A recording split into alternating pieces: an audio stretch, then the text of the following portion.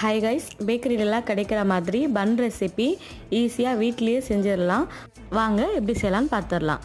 ஒரு கப் வெதுவெதுப்பான பாலில் 2 ஸ்பூன் அளவுக்கு ஈஸ்ட், 2 ஸ்பூன் அளவுக்கு சர்க்கரை சேர்த்து ஒரு 10 நிமிஷத்துக்கு ரெஸ்ட் விட்டுருங்க. ஒரு கப் மைதா மாவு, 1 ஸ்பூன் அளவுக்கு சர்க்கரை, 1 ஸ்பூன் அளவுக்கு உப்பு, 2 ஸ்பூன் மெல்டட் பட்டர் சேர்த்துட்டு இப்போ நம்ம ஈஸ்ட் நல்லா செட் ஆகிருக்கும். கொஞ்சம் கொஞ்சமாக மில்க் ஆட் பண்ணி நல்லா சப்பாத்தி மாவு அளவுக்கு பிசைஞ்சிட்டு ஒரு 1 ஹவருக்கு ரெஸ்ட் விட்டுருங்க.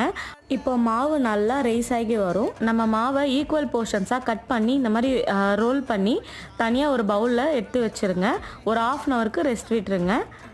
1/2 ஹவர் கழித்து எடுத்து பார்த்தா நம்ம மாவு எவ்வளோ சூப்பராக ரைஸ் ஆகிருக்கு பார்த்தீங்களா. கடாயில் எண்ணெய் ஊற்றி வச்சுட்டு மீடியம் ஹாட்டாக இருக்கிறப்ப நம்ம மாவை ஒன்று ஒன்றா போட்டு நல்லா பொரிச்சு எடுத்துக்கோங்க. லோ ஃப்ளேம்லேயே 2 to 3 மினிட்ஸ்க்கு நல்லா கோல்டன் ப்ரௌன் ஆகிற வரைக்கும் வறுத்து எடுத்திங்கன்னா நம்ம டீ கடை ஸ்டைல் பன் ரெசிபி சாஃப்டாக ரெடி ஆகிடும். பாய்.